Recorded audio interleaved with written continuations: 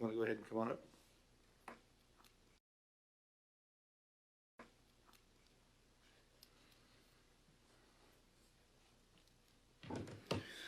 Good evening, everybody.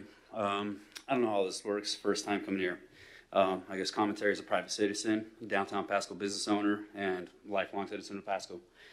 So some things have been getting hot in downtown Pasco recently, and I'm coming here to vouch for several of the business owners who have been affected by raising crime and things that are happening. I don't know exactly how this is going to work, but I do know that it's going to take a collaboration of us as community members, business owners, working with the Pasco Police Department and anybody else that's willing to step up and see what we can do about this.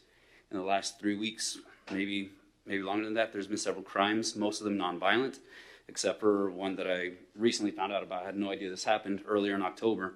One of our businesses down here on First Avenue and Lewis Street held up at gunpoint, robbed in broad daylight. And then a business owner next door to us had their audio shop broken into. This was just 2 weeks ago. 4 days after that, another business had a fire lit behind it. Second time there was a fire lit near this building. This time it extinguished itself. And then another day later, some business owners that are here had their business broken into, a taco truck broken into. All the security equipment was stolen, as well as other business items from them.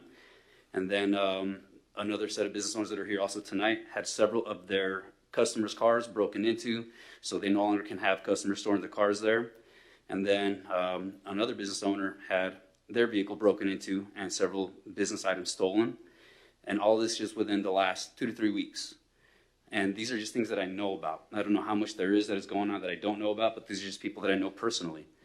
What we're looking for or asking of is possibly working on getting better lighting so that people that are coming into the area because of the homeless traffic, I don't have any hard science on this, but police officers who said there are people that are homeless being shipped in from other cities like Portland and Seattle to our city because we have a great place for the homeless to go to, Tri-City Union Gospel Mission. And another thing that I'm looking for myself, because I have a business right here, I have a gym, a martial arts dojo, yoga studio, and a massage studio right here in between First Avenue and Second Avenue. And I have a lot of women and kids that come during the dark hours in the morning, 5 a.m., and then the last client's leaving at 8 o'clock at night. So we're looking for more patrol, better lighting, and I don't know, maybe some of the investments that are being used to make other sides of Pasco nicer, like the west side. We appreciate what you're doing over here with the overpass. That's going to be bringing a lot of beauty to the area. But we're looking for a little bit more, if there can be anything done. Maybe security cameras, something that will deflect or make people that are looking to cause trouble or take care of themselves, not because they want to, but because they're desperate. This whole COVID thing and everything else has made it more difficult for a lot of people, a lot of families. And I myself have had my business in downtown Pasco for 9.5 years. I haven't gone to West Pasco or Richland because that's where there's more affluent people that go for businesses like mine.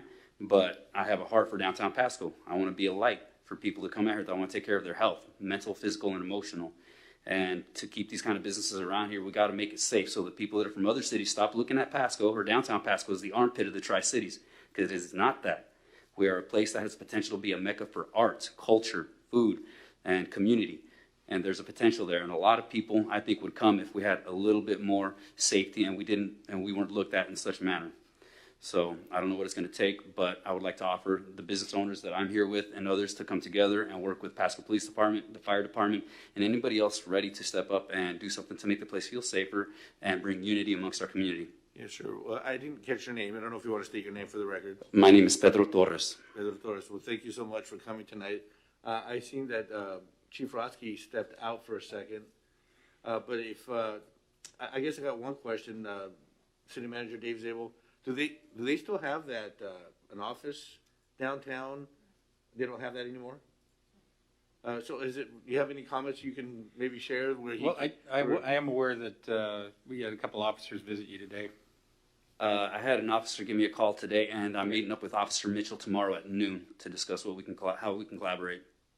So I wanted to make council aware of that. The chief is aware of it, and they're evaluating that situation. The other thing I'd want to throw out there, and the request for additional lighting down there, I think is very timely, given the improvements for Lewis Street.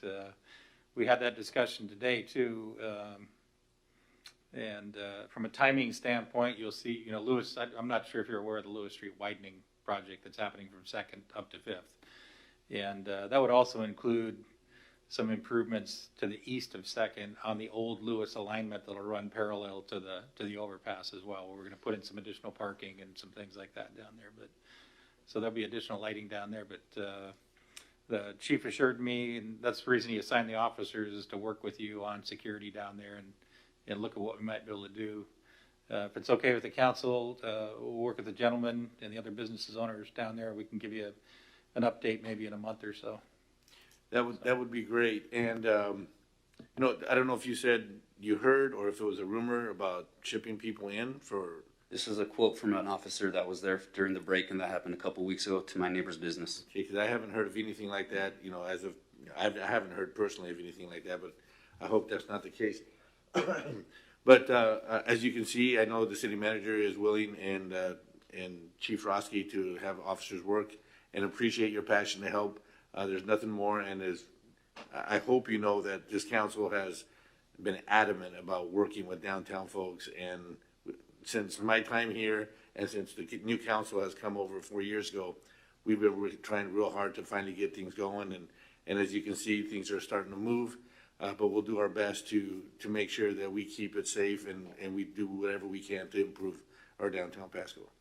Thank you, Mr. Mayor Martinez. I do want to note I also spoke with Mike Gonzalez, who's working with the Downtown Management Authority, and he wanted to let you know that we're also collaborating together. So if there's anything we can do, please reach out and let us know what we can do as citizens to help out those of you who are taking charge of our communities. Thank you, sir. Thank you. Appreciate that. Anybody else?